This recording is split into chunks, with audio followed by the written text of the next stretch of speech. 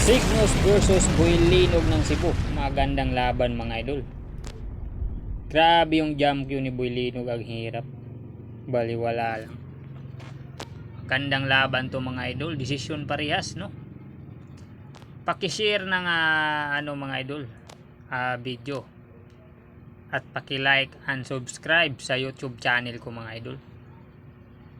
Need ako ng 50 subscriber mga idol kasi bago pa yung YouTube ko para makapagsimula ako mag-live po. Sana mga idol suportahan nyo yung YouTube channel ko. Samahan nyo ko hanggang dulo mga idol. Hill match po ito, decision parehas. Ayan na po si Boylinog.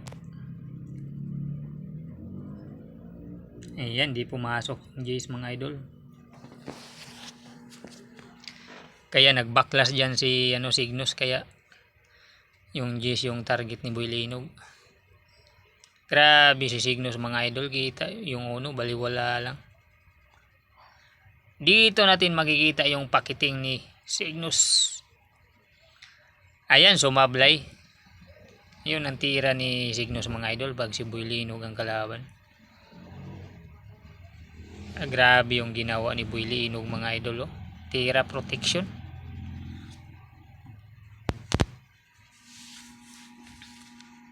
Kaya may talo dito si Signos kasi may dunong si Boylinog.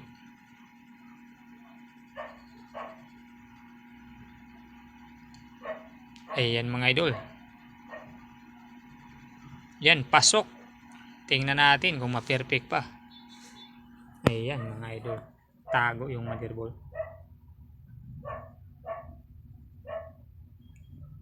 Ito si Signos mga idol. Magaling to. Yung number 1 sa Kalbayog, si Daryl, binigyan pa ng 19, hindi pa nanalo.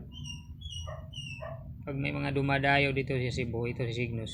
Yung kinukuha nila, ito yung mga idol. Magaling na lumalaban sa mga dayo. Ito Boylinog number 1 dito. Yan na. Panoorin nyo ng maayos mga idol. Magaling din to mga idol. Grabe si Boylinog mga idol.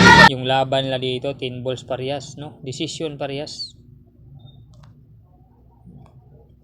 Sabi nila si Boylinog tagal tumira, oh.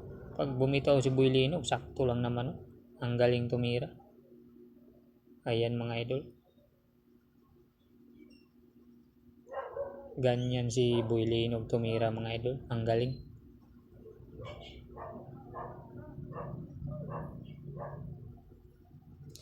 Ayan mga idol, 2 bola na lang.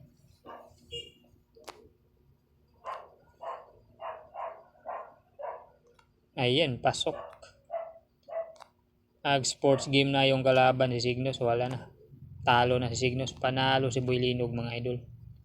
Paki-like and share and subscribe sa YouTube ko mga idol.